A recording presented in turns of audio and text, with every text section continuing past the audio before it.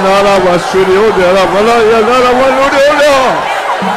Remandara Bacaravanara Vasse.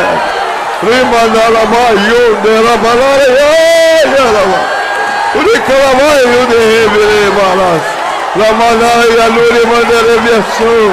Endara Manara Vassai. Rebanduri Contara Luri Mandara Vassai. Remachandara Maia Suri Mandara Vassai.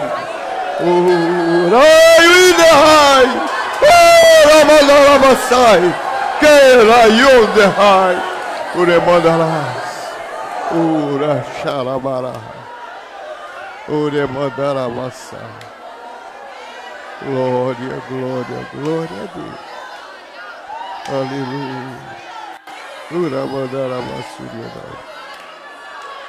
Uremandara.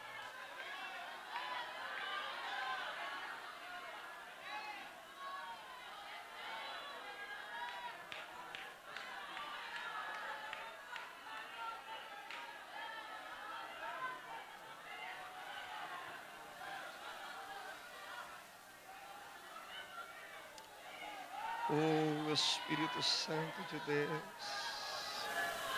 Aleluia.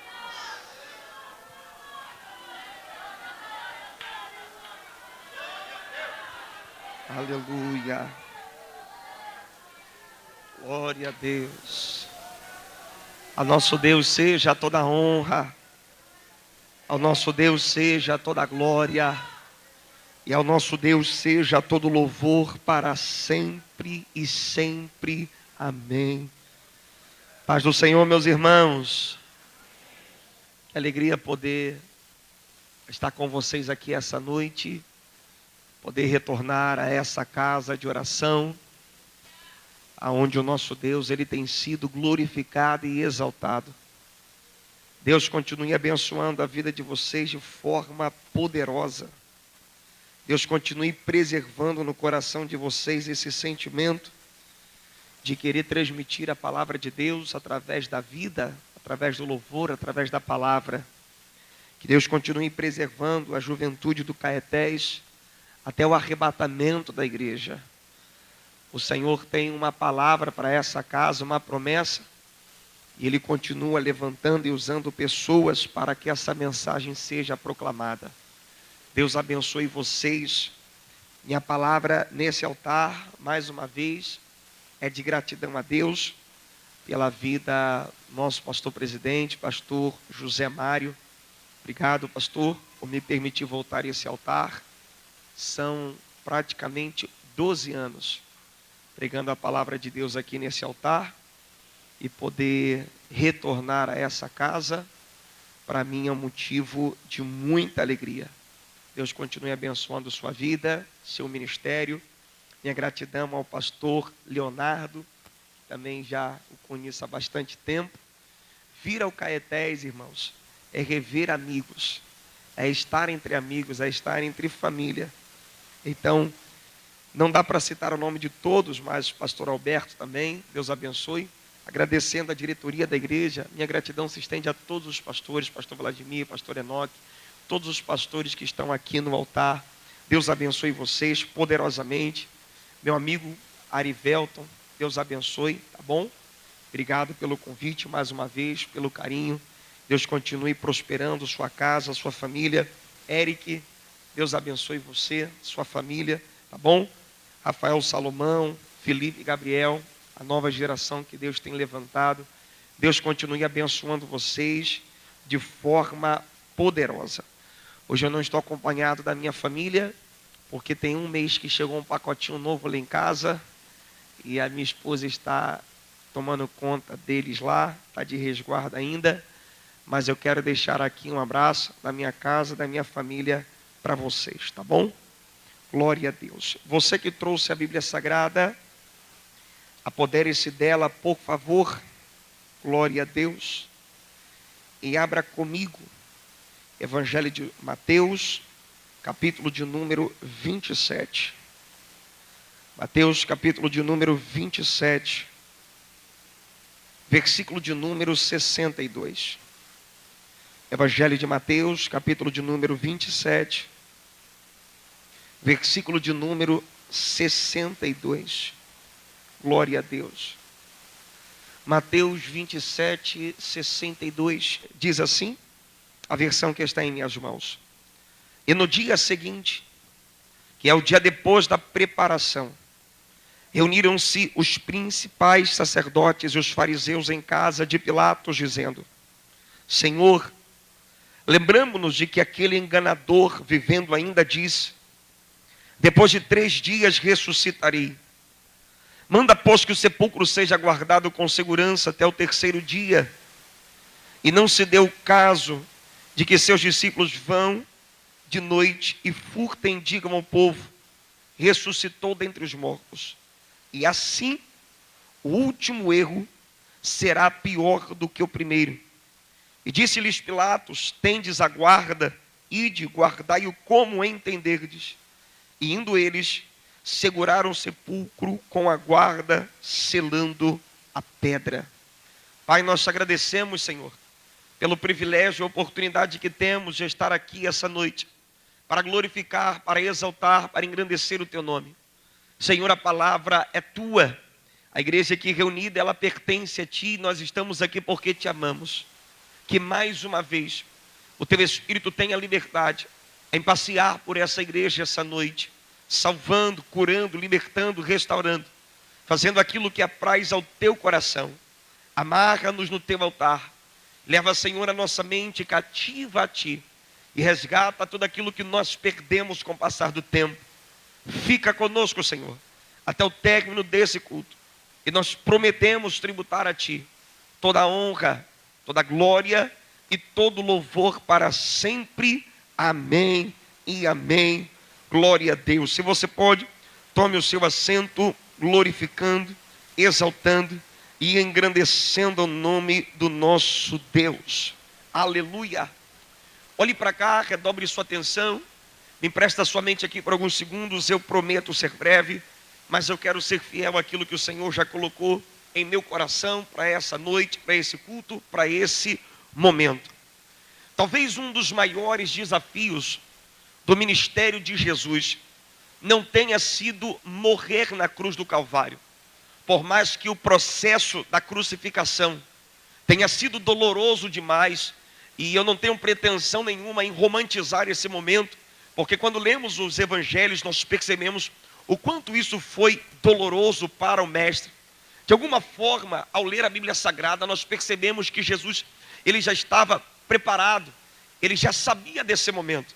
Na verdade, para isso que ele veio, para conectar o homem com Deus outra vez. Então, por mais doloroso que tenha sido o momento da crucificação, a gente precisa entender e ter maturidade para entender que esse não foi o maior desafio de Jesus.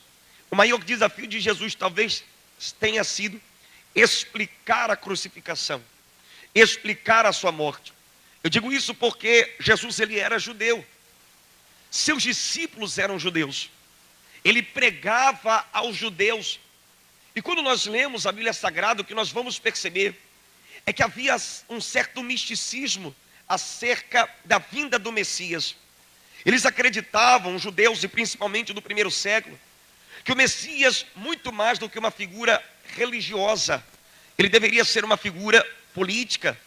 Ele deveria arrancar Israel do domínio de Roma e devolver a Israel o seu tempo de glória, o seu tempo de exaltação, como na época de Davi, como na época de Salomão. Até porque os judeus nem acreditavam que precisavam de fato de uma salvação, mas sim de uma libertação. Então, para que Jesus ensinasse ou entrasse nesse assunto, ele sabia que precisava de uma maturidade do seu colegiado apostólico, para que essa mensagem não viesse trazer um choque cultural e não viesse de alguma forma desconstruir. Porque quando os discípulos começaram a seguir Jesus, você vai perceber pelos evangelhos que eles não têm a mínima noção de quem Cristo é. Por diversas vezes você percebe eles se surpreendendo com a manifestação de Jesus. Vocês se deparam com eles se perguntando: quem é esse que até os peixes lhe obedecem? Quem é esse que o mar lhe obedece? Então eles estão seguindo Jesus. Eles renunciaram sonhos, projetos, profissões que davam a ele uma segurança, mas de fato, de verdade, eles ainda não tinham clareza de quem ele era. E para que Jesus entrasse nesse assunto tão importante, tão determinante, ele faz uma pergunta importantíssima. Marcos capítulo de número 8. Marcos é o evangelho mais cronológico que nós temos. E a gente consegue ver essa construção muito clara. Em Marcos capítulo de número 8, ele pergunta ao seu colegiado apostólico: quem pensam os homens, ou quem dizem os homens que eu sou? E a resposta é: uns dizem que tu és Elias, ele curando, libertando, salvando, andando sobre as águas, mas não tem clareza de fato quem ele é. Aí Jesus pergunta: e vós? Quem vocês pensam que eu sou? Uma coisa é quem está lá fora, uma coisa é quem não anda comigo, uma coisa é quem não tem tempo de mesa comigo, não saber quem eu sou. Mas e vocês, que andam comigo, que viajam comigo, que vão dar continuidade a esse legado, e vocês que estão aqui? E é nesse momento que Pedro assume a fala, e ele diz: tu és o Cristo, o Filho do Deus vivo. Você percebe que a impressão que temos é que Pedro, de alguma forma, pastor José Mário, alcança uma expectativa que estava no coração de Jesus. Porque Marcos usa uma expressão: e dali em diante. Ou seja, é como se fosse o Marco zero. É como se Jesus encontrasse, Erivelto, maturidade nos discípulos agora, para entrar num assunto tão desafiador como esse. E que assunto é esse? Acerca da sua morte. Jesus percebe essa oportunidade e pela primeira vez eles estão indo para a Cesareia de Filipe. E pela primeira vez Jesus coloca as cartas na mesa e ele diz: o meu reino não é desse mundo. Parafraseando o texto, eu irei morrer. Quando Jesus fala da sua morte, você precisa entender que isso gera um desconforto no coração dos discípulos.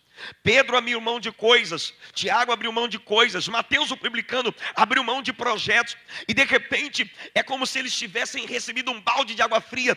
Quer dizer que nós abrimos mão de carreiras promissoras para agora o Senhor simplesmente nos dizer que vai morrer. Então projeto, tudo que construímos vai acabar.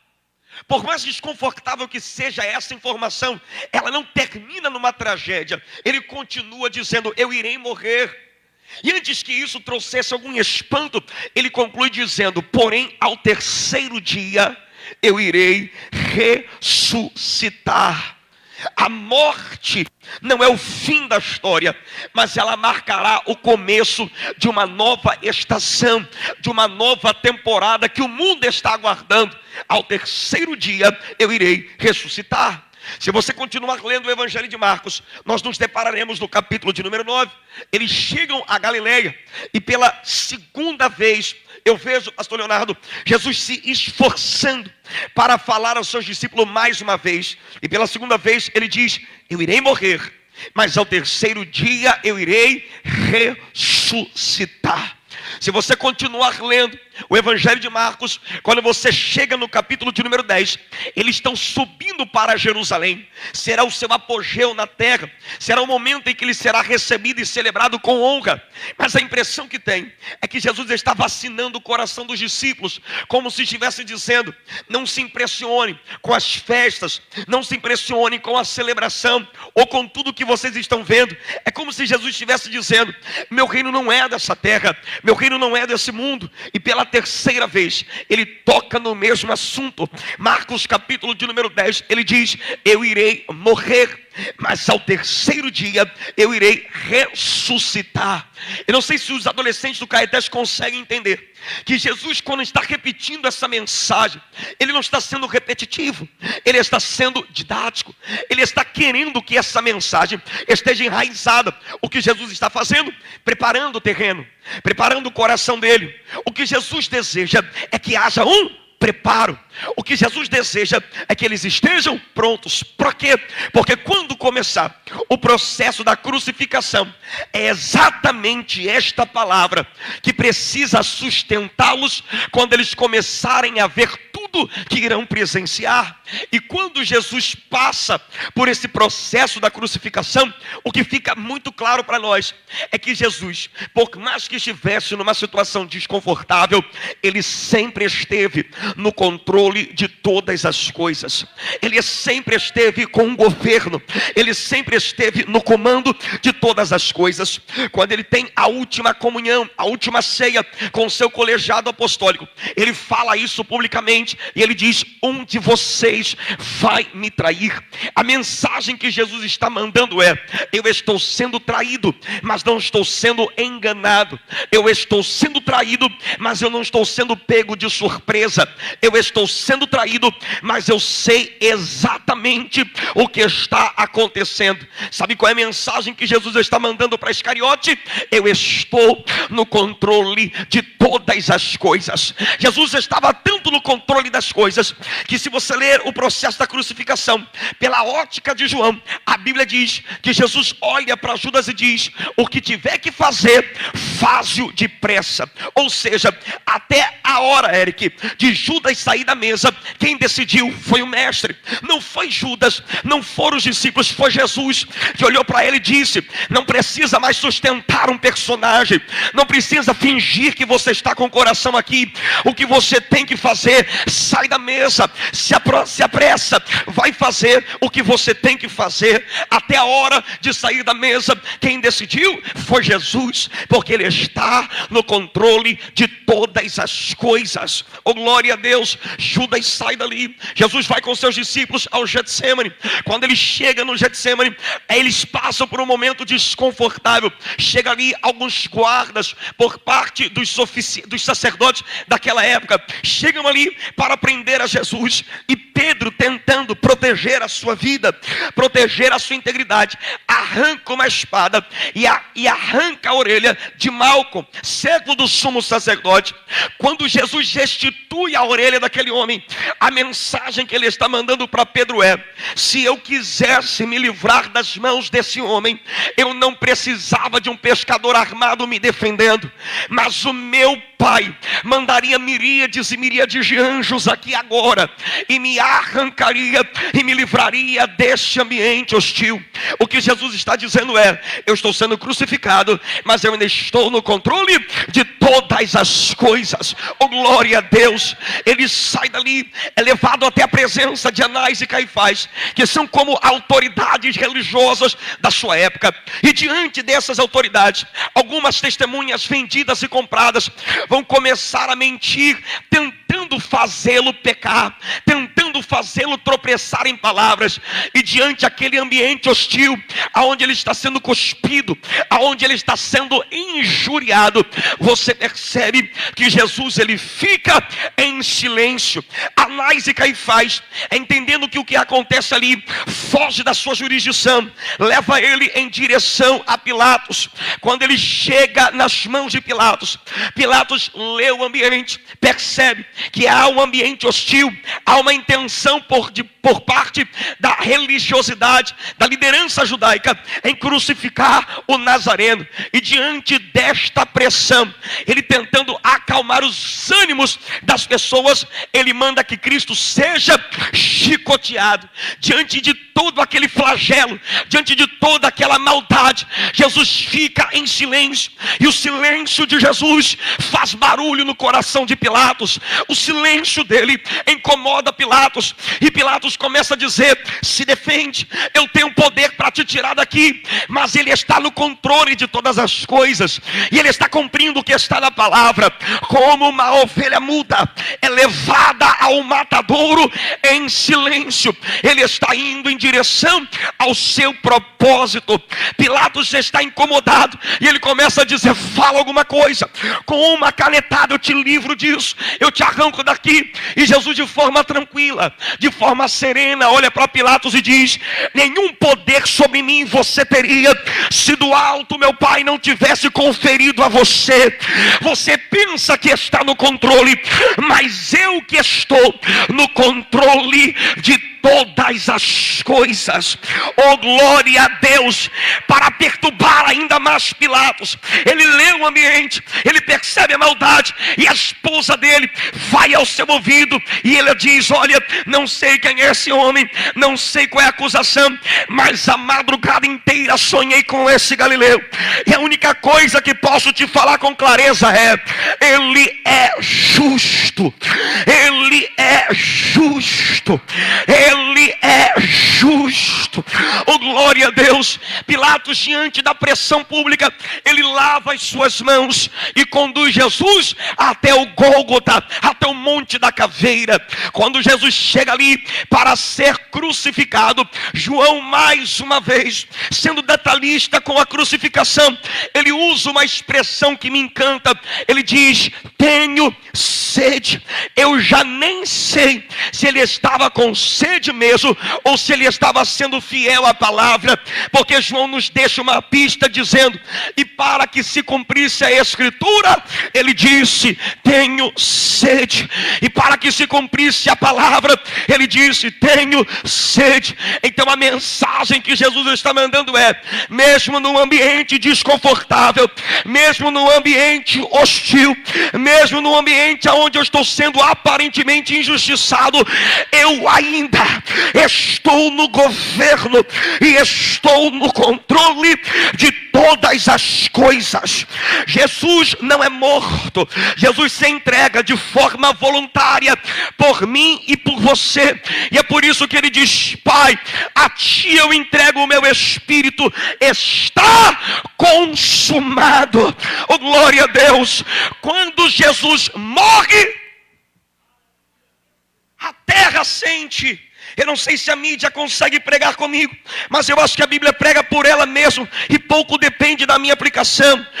Evangelho de Mateus, capítulo de número 27, versículo de número 50. Consegue, se puder, projeta na tela para mim, que nós iremos ler juntos. Mateus 27, 50. Quando ele vai gritar: está consumado, o texto diz: e ele rendeu o seu espírito, e ele rendeu o seu espírito. Versículo de número 51. Oh, glória a Deus! Quando ele morre, a terra começa a sentir o impacto da morte do unigênito de Deus. A Bíblia diz: e o véu do templo se rasgou em dois, de alto a baixo. Oh, glória a Deus! Pode continuar o versículo. E tremeu a terra, e fenderam-se as pedras. Versículo de número 52. E abriram-se os sepulcros, e muitos corpos de santos que dormiam foram ressuscitados. 53. E saindo dos sepulcros depois da ressurreição dele, entraram na cidade santa e apareceram a muitos. Eu não sei se você entende a profundidade disso, mas quando ele brada: está consumado, a terra treme, os mortos voltam à vida, o céu escurece, o véu do templo é rasgado, e os homens do pé da cruz começam a pensar: será que ele é o Filho de Deus?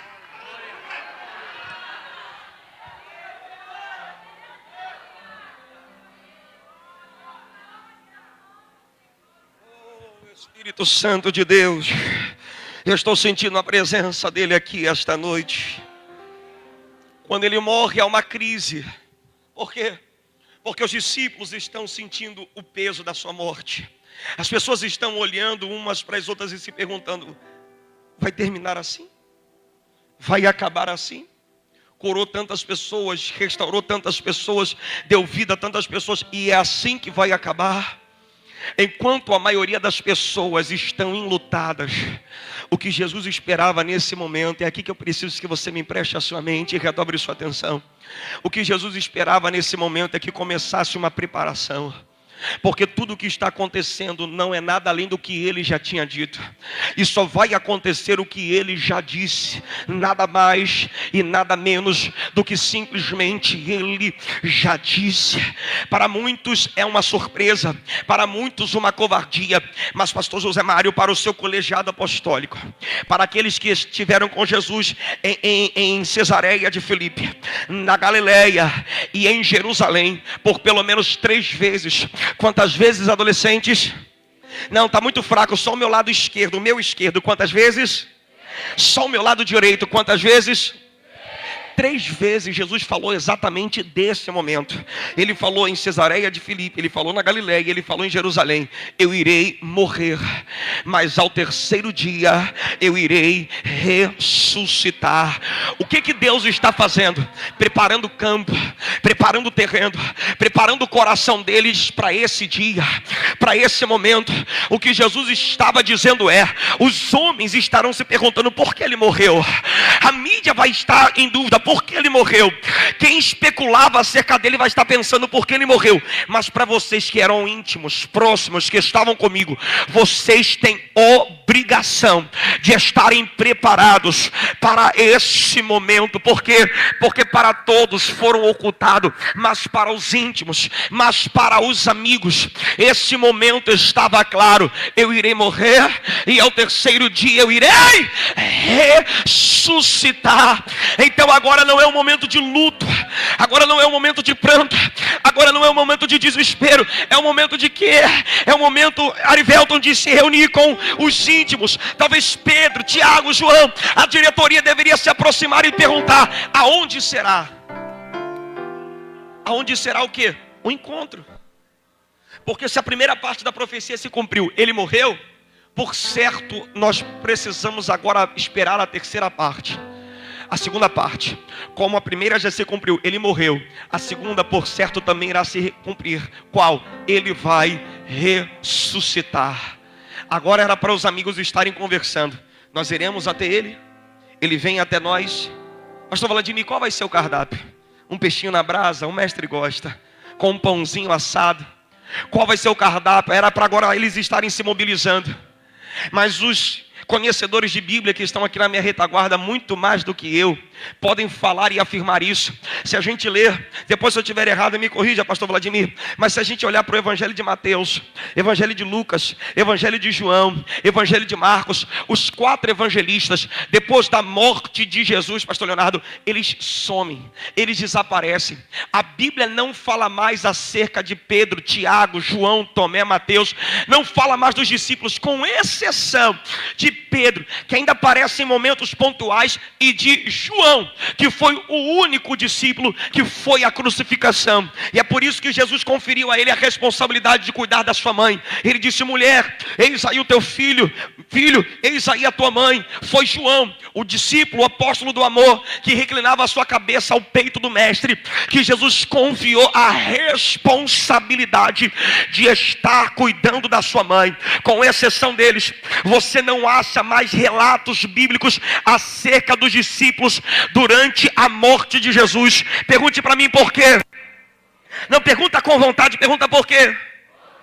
Alguns historiadores, William Hendricks fala sobre isso, eles estão inclinados a acreditar que os discípulos sofreram tanto impacto da morte de Jesus, mais do que deveria, que o que eles fizeram foi tão irrelevante que nem registrado está nas Sagradas Escrituras. Ninguém escreveu o que Pedro, Tiago, João fizeram. Por quê? Porque eles estavam impactados com o que viram. E enquanto meia dúzia de discípulos que foram preparados para esse momento estão impactados, eu li com vocês e repeti de forma didática, versículo de número 62, começa: e no dia seguinte, e no dia seguinte, e no dia seguinte, Jesus morre na sexta, e no dia seguinte, pode deixar o texto na tela, e no dia seguinte vai haver uma reunião, é o dia depois da preparação, e essa reunião, ela não é iniciada ela não tem por cabeça Pedro, Tiago, João, Mateus. Não, o texto diz, põe o versículo todo por favor. O texto diz, no dia seguinte, reuniram-se quem? Os principais sacerdotes e os fariseus na casa de Pilatos. Os homens que financiaram as moedas de prata para que Judas traísse a Cristo. Os homens que fomentaram no coração da multidão: crucifica a Cristo, solte a Barrabás. Quando eles veem Jesus preso na cruz, eles não estão em festa, eles não estão com sentimento de missão cumprida, eles não estão, Salomão, tranquilos dizendo: acabou o problema, nós já estamos resolvidos, agora a vida que segue. Não, esses homens que pregaram Jesus na cruz acordaram cedo, bateram na porta de Pilatos, e sabe o que levou eles até a casa de Pilatos? Versículo de número 63. Lembramos-nos de que aquele enganador, vivendo ainda, disse: depois de 3 dias ressuscitarei. Eu não sei se os adolescentes estão entendendo isso, mas enquanto Pedro, Tiago e João estão perdidos no que está acontecendo no mundo espiritual, a Bíblia fala de um grupo de pessoas que não gostava deles, que não gostava da mensagem, que não aceitava a mensagem, se reunindo na casa de Pilatos dizendo: eu me lembro do que ele disse, eu me lembro do que ele pregou, eu me lembro do que ele falou, e se depender de mim, esta pedra não vai rolar, e se depender de mim, esta profecia não vai se cumprir. Eu vim para Caetés com uma palavra para alguém que está me ouvindo aqui, que tem anos de igreja, que tem anos de departamento, que tem anos de ministério. Deus falou algo contigo, e talvez você não esteja levando a sério aquilo que Jesus falou, talvez você não esteja se movimentando da forma que Jesus te direcionou, mas enquanto meia dúzia de crentes estão perdidos acerca do que Jesus disse, o inimigo das nossas almas, ele não esqueceu nenhuma palavra, e ele disse: os discípulos podem ter esquecido, os sacerdotes não, os discípulos podem ter se perdido, mas os fariseus não. Enquanto você não está levando a sério o que Jesus disse, o diabo, que não quer te ver crescendo, que não quer te ver rompendo, que não quer te ver voando, ele está dizendo: eu não esqueci o que Jesus falou, e por causa disso, todo esse levante é para parar o ministério dele na tua história. Eu não sei o que Jesus falou contigo, mas se o que ele te disse não é o suficiente para te mover, ou você não acredita no que ele falou, você não está levando a sério. E vai ter muita gente sendo pega desprevenida, não por falta de aviso, mas por causa de um sono. 2 Coríntios capítulo de número 4, versículo de número 18, Paulo diz: as coisas que vemos são temporais, são passageiras, mas aquelas que não vemos, essas são eternas. Existem pessoas que estão distraídas acerca do que Jesus está falando, e por causa disso serão achadas em falta. Romanos capítulo de número 13, se não me engano, versículo de número 14, foi um dos temas de vocês há ano passado, 2 anos atrás. Ele disse: já é hora de despertarmos do sono, porque nossa salvação hoje está mais perto de nós do que quando aceitamos a fé. Aí ele começa o versículo dizendo: conhecendo o tempo, reconhecendo o tempo. A gente precisa ter consciência, o quê? Que a hora de se preparar é agora, que a hora de preparar os campos é agora, que a hora de guardar o coração é agora. Conhecendo o tempo, o relógio de Deus está quase se findando, e não há mais tempo de nós estarmos dormindo acerca do que ele falou. Deus já tem algo em movimento, e os discípulos, acreditando ou não, querendo ou não, buscando isso ou não, vai acontecer. E eu vim a Caetés com uma missão essa noite para te dizer: Deus já falou, já deixou a sua mensagem como alerta. Agora você escolhe: ou vai ser embrulhado pelo inferno, ou vai se preparar para o dia do Senhor. Vai esperar acontecer para se preparar? Essa é a diferença. Dos discípulos para os sacerdotes. Dos sacerdotes para os discípulos. Eu gostei da mídia, a mídia está comigo essa noite. Então vamos pregar junto. João capítulo de número 2, versículo de número 19. Evangelho de João, capítulo de número 2, versículo de número 19. Aqui está a diferença, Arivelto, dos sacerdotes para os discípulos. Jesus respondeu e disse: destruirei este templo, e em 3 dias o levantarei. Destruí este templo, e em 3 dias o levantarei. Quando ele prega, eles não entendem a figura de linguagem. Versículo de número 20, a conta não fecha. Eles disseram: como em 46 anos foi edificado esse templo? Como tu levantarás em 3 dias? Como vai fazer isso? 46 anos foi o tempo para levantar o templo, e tu está dizendo que em 3 dias vai restaurar ele? A conta não fecha. Aí o versículo 21 explica: mas ele falava do templo do seu corpo. Eu não estou falando do templo construído por mãos humanas. Eu não estou falando do templo que é construído com cimento, com pedras, não, com laje. Eu estou falando daquilo que o homem não pode fazer, daquilo que o homem não pode construir. Ele falava do seu corpo. Versículo de número 22. Oh glória! Quando, pois, ressuscitou dentre os mortos, quando ele voltou à vida, os seus discípulos, quando Jesus ressuscitou, quando ele apareceu vivo, quando ele começou a andar, o tique-teco dos discípulos bateram. Eles disseram: ah, tá, lembrei. Era sobre isso que ele estava dizendo, que ele morreria e ressuscitaria? Pois é, vocês só lembraram depois que ele estava vivo. E os sacerdotes, versículo de número 63, no dia seguinte, enquanto Jesus estava no sepulcro, lembraram-se do que ele disse e pediram: sela a pedra, coloca uma escolta ali para que ninguém roube o corpo. Lembrar do que Jesus falou, depois que acontece é mole. Eu quero ver se tem gente de fé aqui essa noite para trazer a memória antes de acontecer. Lembrar do que ele disse depois que acontece é mole. Eu quero ver se tem gente fiel aqui para lembrar do que ele disse depois que antes de acontecer. Lembrar que ele vai salvar o teu filho depois que você ver ele sentado nesse coral, cantando, tocando e pregando é mole. Eu chamo as mães de oração que estão tristes agora porque seus filhos não estão aqui, para lembrar da promessa hoje. Não volte para sua casa frustrado porque esse menino está segurando uma bolsa nas mãos e um fuzil na outra. Não precisa vir aqui para lembrar do que ele disse. Esse menino não foi gerado para morrer no tráfico. Esse menino é do altar, e ele pode não estar aqui hoje, mas um dia... Ah, Espírito Santo de Deus, lembrar do que ele disse depois que acontece é mole. Eu chamo você a acreditar hoje. Lembrar que você vai ser curada depois que a cura chegar é mole. Eu convido você a lembrar hoje, mesmo doente, fazendo tratamento, a quimioterapia, que ele é o Jeová Rafá, o Deus da cura.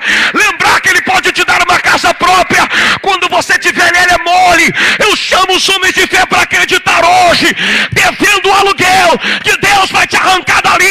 Lembrar que Deus é fiel quando você tiver a força armada é mole. Eu te chamo, adolescente, a lembrar hoje, mesmo sendo reprovado na prova, continuar acreditando. Ele vai fazer.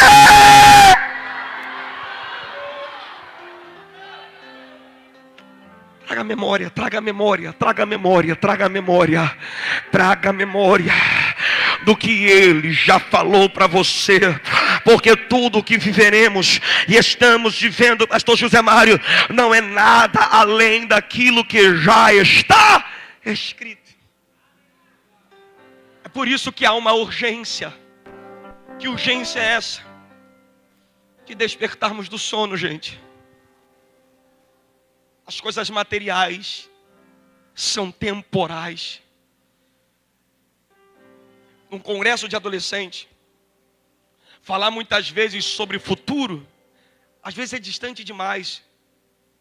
Porque eles estão vivendo um momento agora, as oportunidades agora. É muito mais fácil o altar, a igreja entender isso sobre preparo. Porque já passou por essa etapa do que vocês. Que estão pensando na série que vai sair, no que vai fazer essa semana na prova. Vocês estão vivendo o agora com muita intensidade. O que Paulo está gerando no capítulo 4, no versículo número 18 de 2 Coríntios, não é uma geração alienada.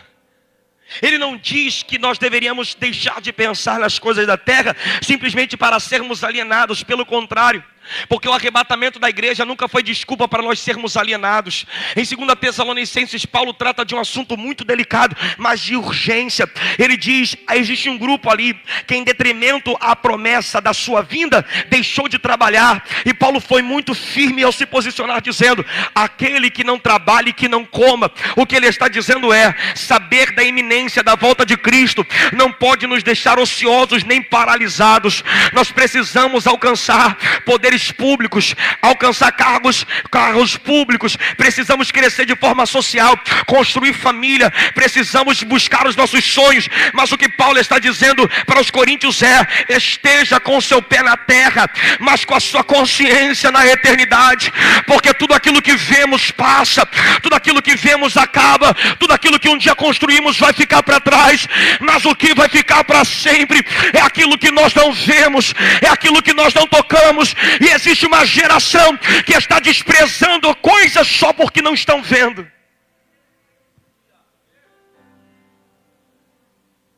Eu gosto dessa expressão na nova tradução da linguagem de hoje, porque a parte B diz, as coisas que não se veem são eternas. A expressão que ele usa é mais ou menos assim, aquilo que a gente não vê dura para sempre. Existem pelo menos 4 coisas que a gente não vê, mas são eternas. A primeira, o inferno. Você pode não gostar de ouvir isso. Você pode não querer cantar sobre isso. Mas o evangelho que Jesus mais fala sobre o inferno, sobre condenação e juízo, é o evangelho de Mateus. E ele nunca fantasiou esse momento. Eu preciso falar aqui com propriedade para os irmãos que estão me ouvindo. O inferno é real.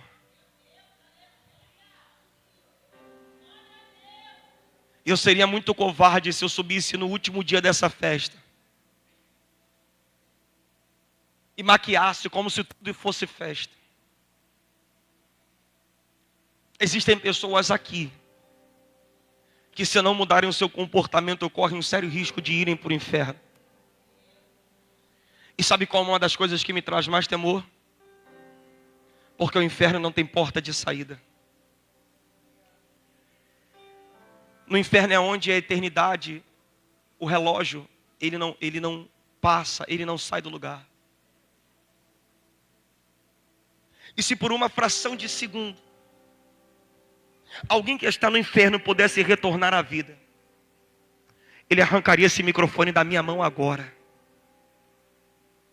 Ele passaria por esses corredores gritando, santificai-vos.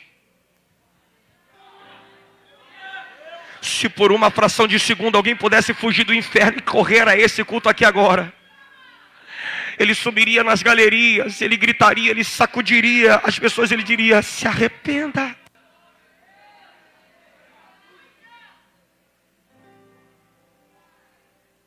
O inferno é tão desesperador que Jesus certa vez contou uma parábola que ele disse que um homem chamado Lázaro foi para o seio de Abraão e um rico foi para o Sheol, foi para o inferno. E o desespero era tão grande que ele disse, pai Abraão, pede que ele molhe a ponta do seu dedo e molhe a minha boca, refresque a minha língua. Fala para mim, Eric, como é que uma gota de água mata a sede de alguém? Mas o desespero do inferno é tão real, é tão real, é tão real, que ele diz, o mínimo possível para mim já é suficiente. Pede para que ele molhe uma gota do seu dedo e coloque na minha boca. E ele disse, não dá! Ele joga por terra a teoria do purgatório que os reformadores defendiam também. Não existe estágio intermediário da alma. Ele disse: não dá. Quem está aqui não pode ir para lá. Quem está lá não pode vir para cá. É por isso que o escritor aos Hebreus disse: cada um é dado direito a uma vida e uma morte. Depois disso, segue-se o juízo. Mas quantas conferências serão necessárias para você entender que nós não estamos aqui entretendo o público, mas estamos pregando para uma geração com comichão nos ouvidos? Arrependei-vos, é chegado o reino dos céus. Eu não descerei desse altar como um covarde. Não maquiarei a mensagem para poder enfeitá-la. Jesus tratou isso com muita seriedade. E se tu estás essa noite sentado aqui, de alguma forma, Deus ainda não desistiu de você. De alguma forma, Deus ainda não abriu mão de você. É por isso que o profeta Naum diz: Deus, ele é tardio em graça, mas ele não tem o culpado por inocente. A falta de juízo imediato não é impunidade, é longanimidade.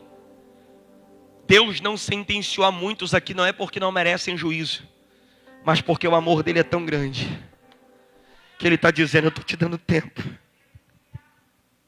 Será preciso você perder mais o que para você entender que eu estou querendo salvar a tua alma? Será preciso você sofrer mais o que para você entender que eu estou te salvando?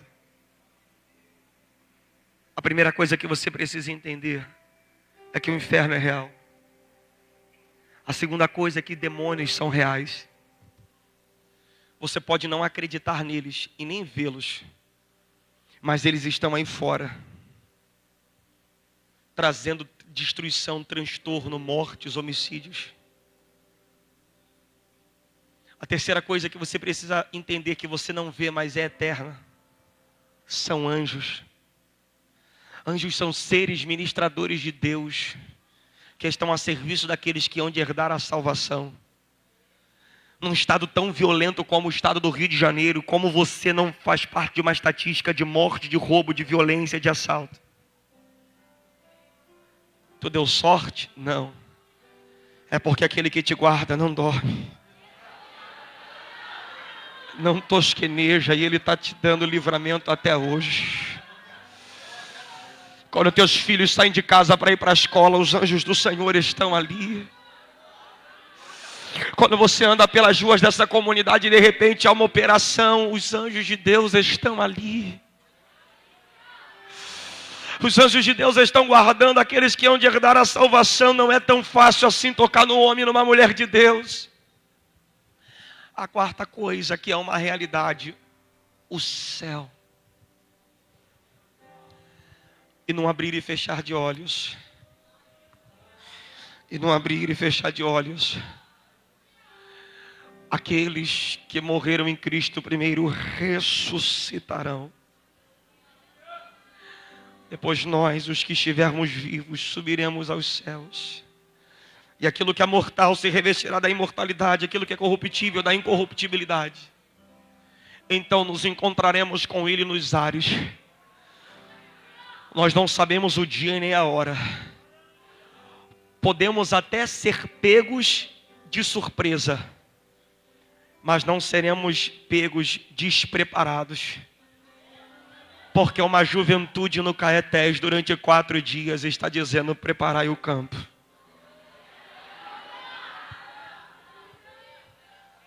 Até que ele venha. Eu tenho uma pergunta nessa noite, pastor, para os irmãos que vieram aqui essa noite. E se Jesus voltasse agora? E tu não fosse para o céu? Como você estaria diante de Deus?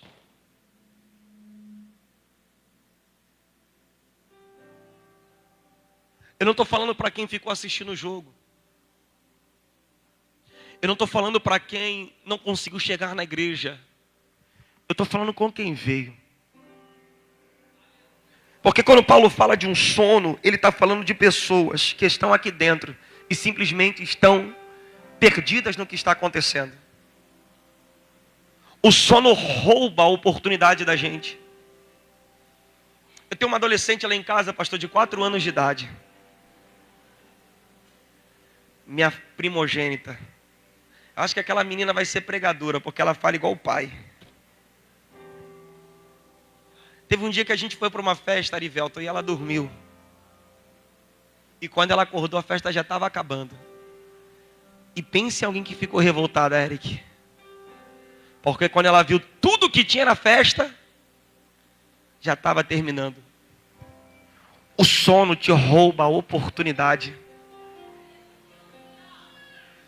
E eu fico me perguntando, e eu estava ali sentado, sendo constrangido pelo Espírito Santo de Deus, e Deus trouxe um texto na minha mente. Mateus capítulo de número 11. Mateus capítulo de número 11, versículo de número 20.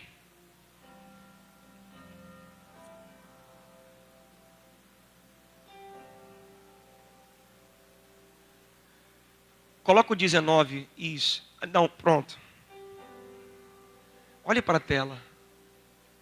Então começou ele, Jesus, a lançar em rosto as cidades onde se operou a maior parte dos seus prodígios, o não se haverem, dizendo, 21, ai de ti, Corazim, ai de ti, Betsaida, porque se em Tiro e em Sidom fossem feitos os prodígios que em vós se fizeram, há muito que se teriam arrependido com saco e com cinza. Jesus está dizendo, eu passei por aqui. Eu fiz sinais que muitas cidades não viram. E vocês não aproveitaram o tempo da visitação. Mas está tranquilo, ninguém é obrigado a me servir, ninguém vai ser amarrado até o altar. Mas eu tenho uma palavra para vocês, versículo 22. Isso me gera temor, irmão. Se isso não te gera temor. Por isso eu vos digo que haverá menos rigor para Tiro e Sidom no dia do juízo do que para vós. De mim ninguém escapa. Mas quando eu for julgar, eu vou pegar mais pesado com quem foi para o Caetés e não quis nada comigo, do que quem ficou lá fora e nem ouviu falar do meu nome. Porque o nível de oportunidade que você tem aumenta o nível de juízo sobre tua alma. Versículo 23. E tu, Cafarnaum, que fostes erguida até o céu, serás abatida até o inferno. Porque se em Sodoma tivessem sido feitos os prodígios que em ti se operaram, teria ela permanecido até hoje. Mas ninguém é obrigado a me amar e a estar comigo, não tem problema. Eu tenho uma palavra para vocês, 24. No dia do juízo, haverá menos rigor para Sodoma do que para ti.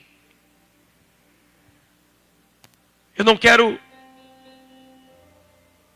fingir que é normal o que está acontecendo aqui. Se Deus te trouxe a essa igreja,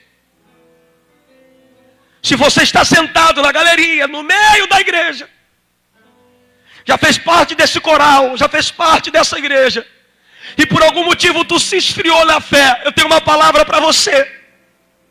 Há um sentimento no coração de Deus a teu respeito, e sabe que sentimento é esse? Saudade.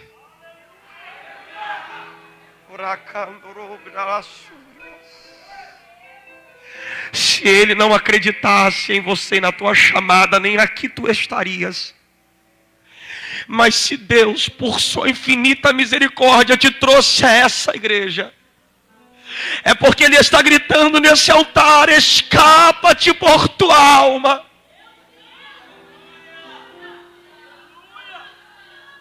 Deus não está à procura de super-homens, de super-mulheres. Até porque o Evangelho, a revelação, ela é progressiva. Ninguém aceita Jesus hoje, Arivelto, e nunca mais erra, não. A gente não se desfaz de um mau hábito tacando ele pela janela. A gente tem que pegar na mão dele e fazer ele descer degrau por degrau, porque é dia após dia que a gente vai se santificando. Então Deus não está à procura de um homem e de uma mulher perfeita. Deus está à procura de alguém que não quer ser condenado. Agora você escolhe. Eu não vou entregar esse microfone como um covarde. Agora você escolhe. Ou você continua seguindo o teu estilo de vida e tentando viver para os teus amores, ou essa palavra vai te constranger essa noite e você entende que Deus está te chamando para algo maior. Eu queria que o Espírito de Deus tocasse em você agora. E aonde houver alguém afastado ou não evangélico e sabe que Deus veio atrás de você, se levanta desse banco e caminha até o altar agora. Eu estou te esperando aqui. Se você ainda não entregou sua vida a Cristo, ou se você se afastou dos caminhos do Senhor, tu tens a oportunidade agora de descer da galeria, de sair do teu lugar e de vir em direção a esse altar, como um sinal público diante de Deus e dos homens. Eu quero morar no céu. Cadê a primeira vida para Jesus? Caminha até o altar, eu estou te esperando aqui.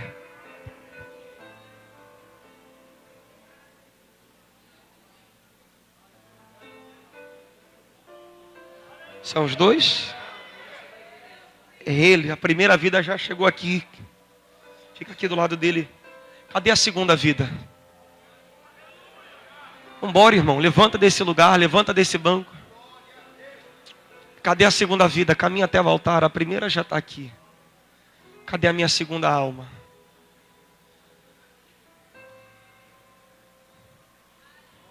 Toca, toca, toca. Deixa Deus usar vocês.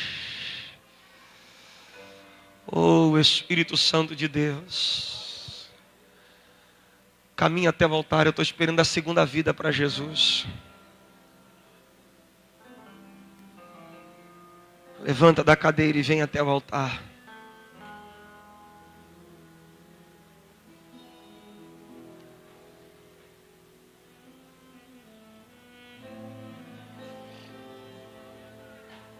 Aleluias.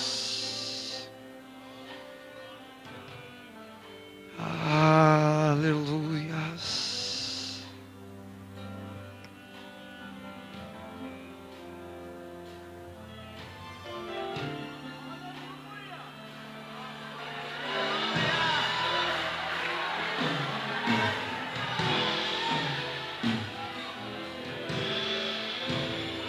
Segunda vida já está aqui. Cadê minha terceira alma dessa noite? Vambora. Caminha até o altar. Cadê minha terceira alma? Cadê minha quarta alma dessa noite? Vambora. Tuas férias acabaram. Caminha até o altar. Oh glória.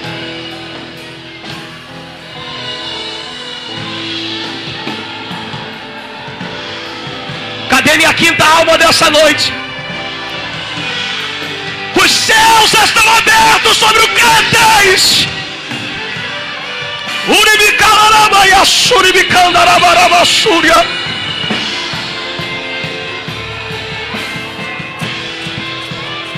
Cadê a minha quinta alma dessa noite? Vambora! Vai, meu maestro, vai! Toca! Oh, há uma unção nesse lugar. Os adolescentes em oração estão na casa. Minha quinta alma está chegando. Minha sexta alma já está aqui. Cadê a minha sétima alma? Uramacan churibicandarabaia suribicalabaia soria. Oh, Espírito de Deus, aonde está a sétima alma dessa noite? Santo, Santo,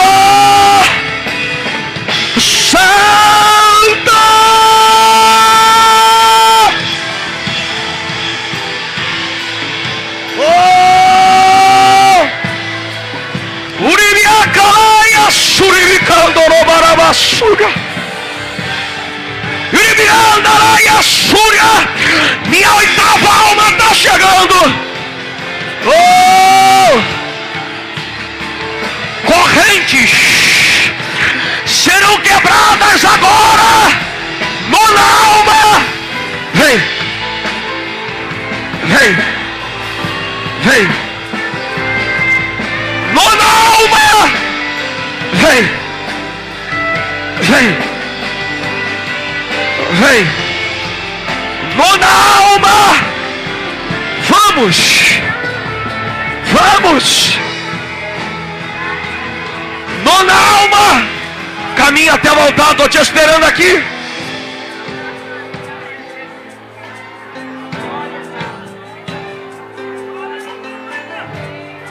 Oh, meu Espírito Santo de Deus.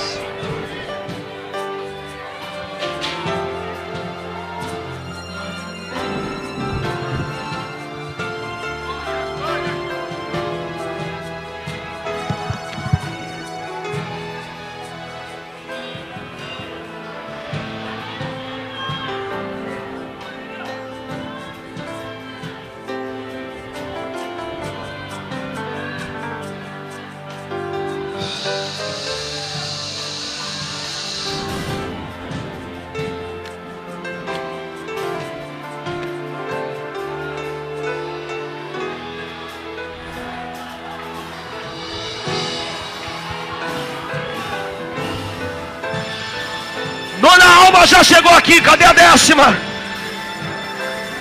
Cadê os adolescentes do Caetés em oração comigo? Correntes estão sendo quebradas. Oh, olha Deus se louvando aqui nesse altar, irmão. Cadê a minha 10ª alma? Caminha até o altar, venha.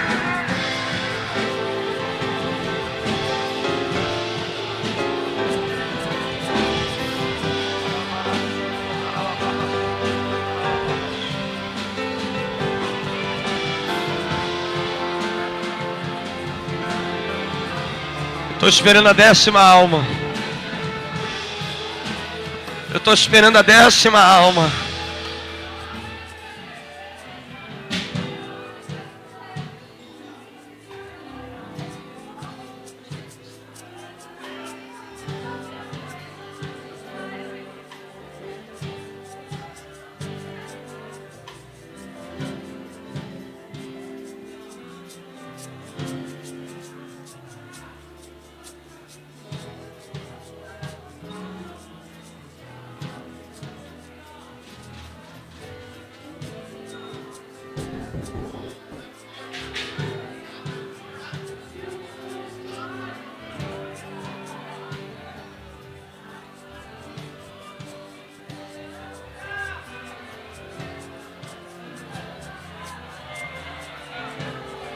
Décima alma.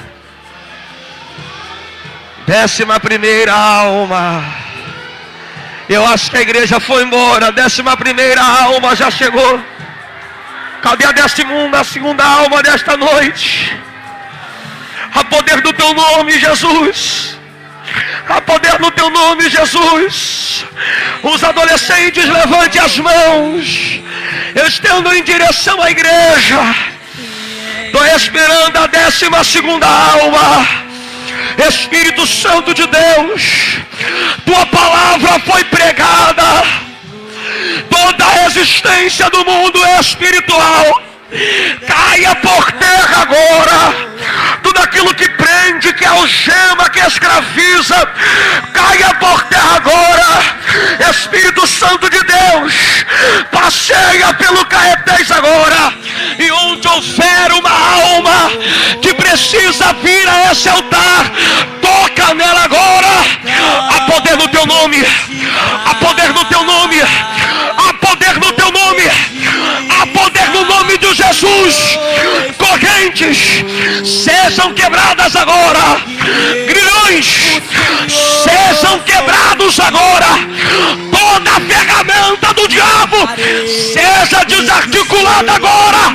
12ª alma, corre pro altar. profetizarei. Glória. Profetiza com autoridade. Pregue a minha palavra Salva, com Jesus. verdade. Salva, Ela é Jesus. força, ela é a vida. Salva, ela Jesus. É poder, poder, poder.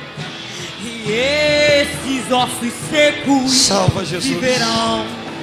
Viverão, Oh, viverão, Espírito Santo de viverão, Deus. viverão, Vambora. viverão, 12ª alma, tô te esperando. viverão, Em nome de Jesus. viverão, Caminha até o altar. viverão, Tuas férias viverão, acabaram. Viverão, Tuas férias acabaram. Viverão, e esses ossos secos viverão, viverão, viverão, e viverão, e viverão, e viverão, e viverão, e viverão, e viverão. Meu viverão, Deus, meu Deus, viverão, meu Deus. E viverão, viverão. Olhe para cá. Quando eu devolver o microfone ao anjo dessa igreja. 12ª acabou de chegar. Você pode glorificar ao Senhor por isso. 13ª acabou de chegar. Você pode glorificar ao Senhor por isso. Estou esperando a 14ª, irmão. Escute o que eu vou lhe dizer. Não sei se você está entendendo, mas nós estamos numa guerra espiritual. Tem muitas vidas aqui, Arivelton. Muitas vidas. Mas nós estamos numa guerra espiritual. Escute o que eu vou lhe dizer. O diabo vai querer te convencer. Você não precisa vir aqui à frente, não precisa tomar essa decisão. Yuri, primeiro eu tenho que mudar isso, primeiro eu tenho que deixar isso, primeiro eu tenho que abandonar isso. Escute o que eu vou lhe dizer, você não vem para Jesus para mudar. Ou melhor, você não muda para vir para Jesus. Você vem para Jesus que Ele te muda. O homem em si não consegue se reerguer para estar no altar. Isso é uma decisão pessoal. Você se entrega e Ele muda a tua história.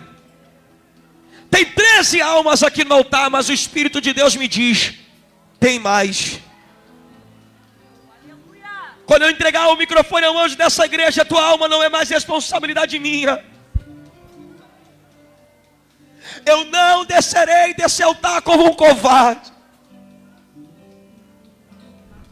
Escapa-te por tua alma. Eu vou estar orando aqui. Quando eu acabar de orar, se os adolescentes sentirem no coração, ou se você estiver do lado de alguém que não é evangélico, pergunte para ela, pergunte para ele: você quer? Eu vou com você até o altar, mas nenhum demônio vai te escravizar. A 13ª vida está chegando aqui. Ah, se você entendesse a guerra que nós estamos, irmãos. A 14ª está chegando aqui. Oh, Espírito de Deus. Estou esperando a 15ª. A igreja, fecha os olhos aí. Pai, tua palavra foi pregada, Jesus, e é o teu Espírito que convence o homem do pecado, do juízo e da justiça. Toca, Senhor, em cada alma aqui agora. Quebra a corrente, Senhor. Vidas que estão aqui, que o Senhor está dando uma chance para escrever o nome deles no livro da vida. Em nome de Jesus. Em nome de Jesus. Em nome de Jesus. Sai do seu lugar e venha para o altar agora. Chegou mais uma ali. 15ª. 16ª. Vambora. Você tem 1 minuto. Vai cair 10. Prega comigo. Pergunta para ela. É a última chance dessa noite. Você quer? Você deseja? 16ª. Caminha até o altar agora. Oh, aleluia.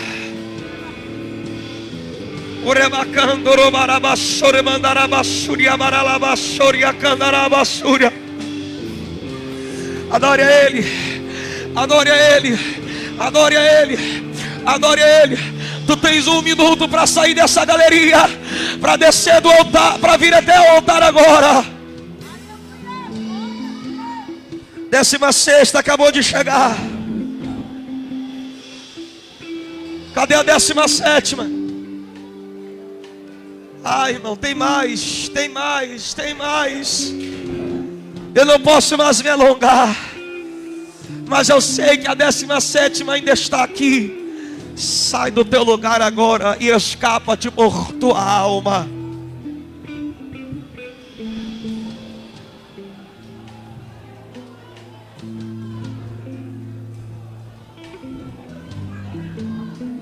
Vamos, vamos, vamos.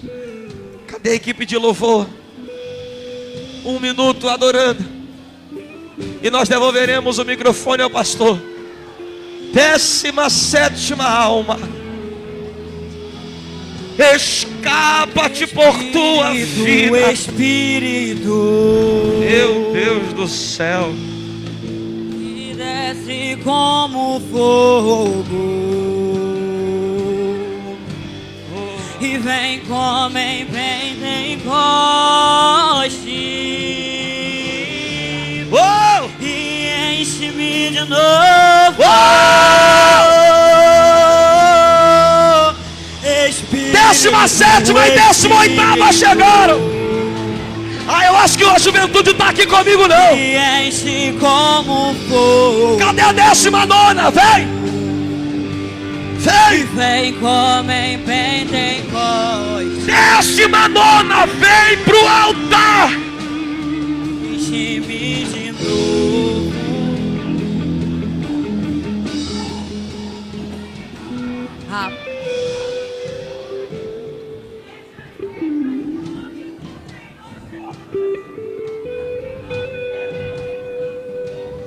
Ah, se você entendesse o que está acontecendo aqui na frente, irmão. Adolescente sendo renovada, pessoas sendo libertas. Os céus estão dando mais uma chance para alguém. 19ª, caminha ao altar. Oh, Espírito de Deus.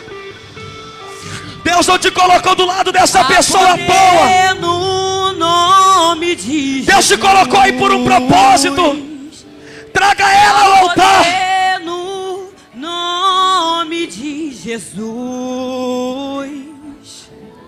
Há poder no nome de Jesus. Pra cadeias quebrar, cadeias quebrar, cadeias quebrar. E há poder no nome de Jesus. E há poder no nome de 19ª acabou de chegar aqui. Você pode glorificar ao Senhor Jesus. há poder no nome de Jesus. Cadê a minha 20ª alma desta noite? Vambora. Cadeias quebrar, cadeias quebrar, cadeias quebrar. Cadê a minha 20ª alma dessa noite? Há poder no nome de Jesus. Há poder no nome de Jesus. Sim, há poder no nome de Jesus. Você tem 1 Pra minuto. cadeias quebrar, cadeias quebrar, 20ª, cadeias quebrar, cadeias quebrar, cadeias quebrar, cadeias quebrar. Ouço cadeias quebrando. 20ª alma. Ouço cadeias quebrando. Escapa de por tua vida. Eu ouço cadeias quebrando. Cadeias quebrar, cadeias quebrar, cadeias quebrar. Cadeias quebrar, cadeias quebrar, cadeias quebrar. Olhe para cá. A Bíblia diz que tem festa no céu quando um pecador se arrepende. Tem 19 aqui na frente. Se os céus estão em festa, Caetés também está. Só que eu ouso dizer, tem mais, irmão. Tem muito mais que 20. Claro que o tempo não permite. Você nunca vai poder dizer que não teve uma chance. Você diz, se chamar pela última vez eu vou. Então eu estou te chamando pela última vez dessa noite. 20ª alma. Levanta dessa cadeira e caminha até o altar.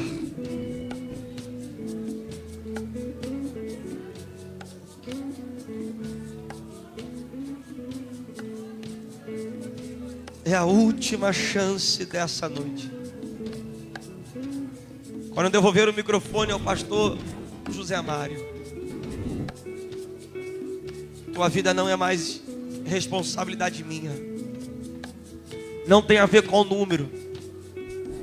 Se o inferno não desiste de você, por que nós iríamos desistir?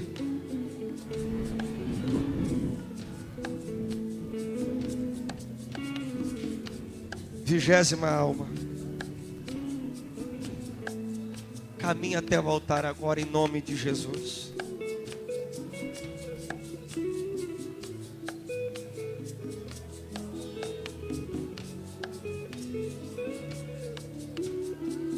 Irmãos, a igreja fica ligada. Correntes estão sendo quebradas aqui. Pessoas que queriam tirar a sua própria vida, Arivelton. O espírito da morte já estava te sondando. Caia por terra em nome de Jesus. Caia por terra em nome de Jesus. Caia por terra em nome de Jesus.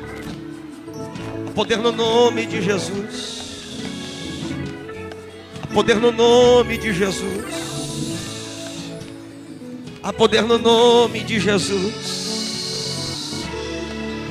Há poder no nome de Jesus.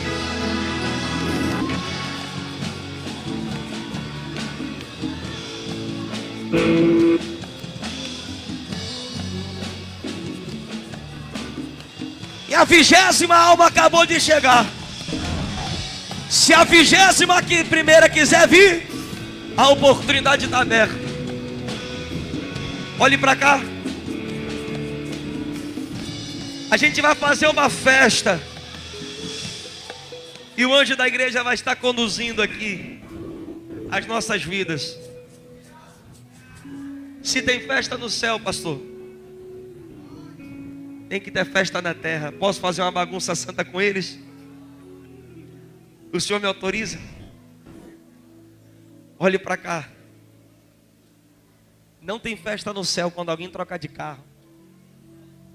Não tem festa no céu quando alguém casa. Não tem festa no céu quando alguém troca de casa. Não tem festa no céu quando alguém é promovido. Mas quando uma alma... Há um incômodo em meu coração, Eric. Tem mais gente vindo, pastor?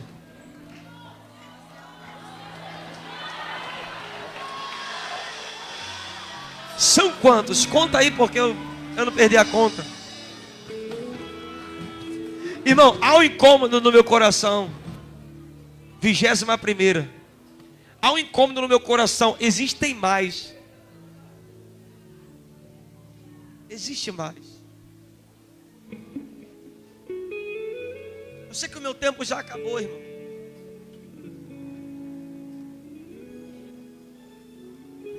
Mas há um incômodo em meu coração. O amor de Deus por alguém aqui me constrange. Cantar só o refrão dessa música que vocês estão aí alinhados. É a última chance, gente. Eu não te Seu nome conheço. é poder, seu nome é cura, Última chance. seu nome é vida.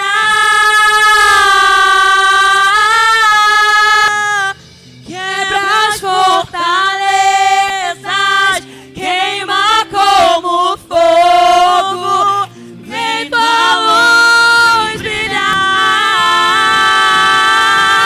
E seu nome é poder, seu nome é cura, e seu nome é vida. E queima as fortalezas, queima como fogo, e vem tua luz brilhar. O céu é testemunha que eu estiquei a corda até onde eu pude. Tem mais gente aqui na galeria, no meio da igreja. Tem mais gente, irmão. Jesus não vai violar o teu livre-arbítrio. Eu não vou aí te buscar, é você que tem que vir até o altar. Mas se Jesus falou contigo, 22ª.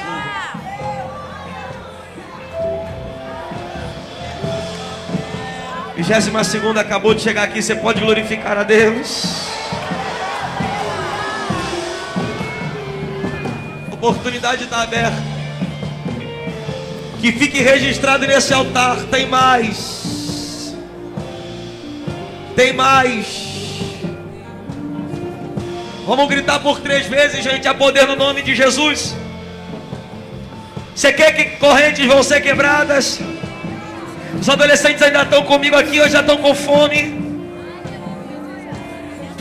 Os adolescentes estão comigo aqui ainda, diga amém. Quando eu contar até 3, você vai gritar a primeira vez a poder no nome de Jesus. Depois você vai gritar a segunda vez a poder no nome de Jesus. A gente vai gritar 3 vezes.